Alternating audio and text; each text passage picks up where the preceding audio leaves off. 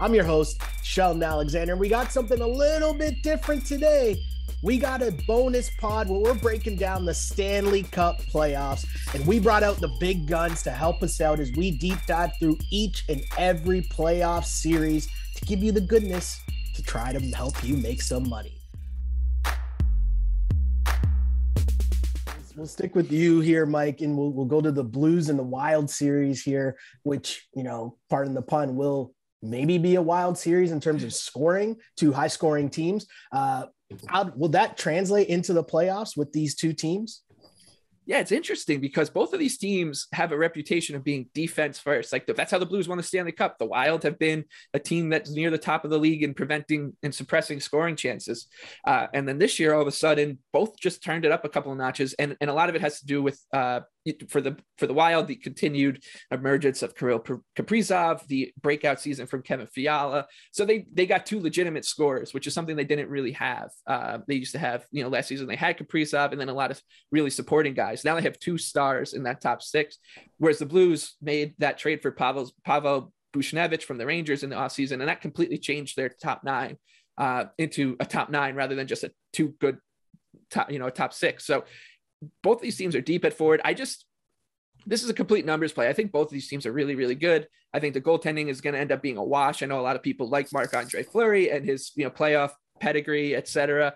But between him and Cam Talbot, and then Ville Husso and Jordan Binnington on the other side, I think we might see four goaltenders in the series. Yeah. It's a wash. Like you're just going to have a tough time picking who's going to be the better goaltending team. And I think similarly, the offense, like the Blues are so deep offensively. So it's like almost like, do they beat you through their scoring by committee approach versus Minnesota's, we'll rely on our star guys and then our defense to bottle things up. So I just think looking at the series, there's really just not that much that separates these two teams. And I know a lot of models out there actually are very bullish on the Wild's chances. I disagree. I think that, plus 130 on the Blues and the series price is great because I think this thing is close to a coin flip. And, I have a Blues ticket from before the season, so I'm happy with that one. And I think Buchnevich, he's 100-1 to win the Conn Smythe is a sneaky pick because I think that he's built for this kind of style of hockey. He's a great two-way player, good power play guy, and he's playing on that top line. So he'll have the chance to rack up points if the Blues can go on a surprising run.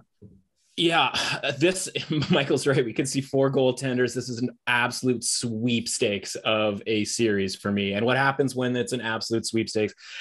Anything is possible, right? So I don't disagree that taking, plus money on the series winner is fair. I would need a little bit / a lot more to grab the Blues. I think minus 140 in game one because of the home ice for the Wild is a fair price. And I'll be betting the Wild in game one just based on that. But that's as far as I'm going to go as far as taking a side.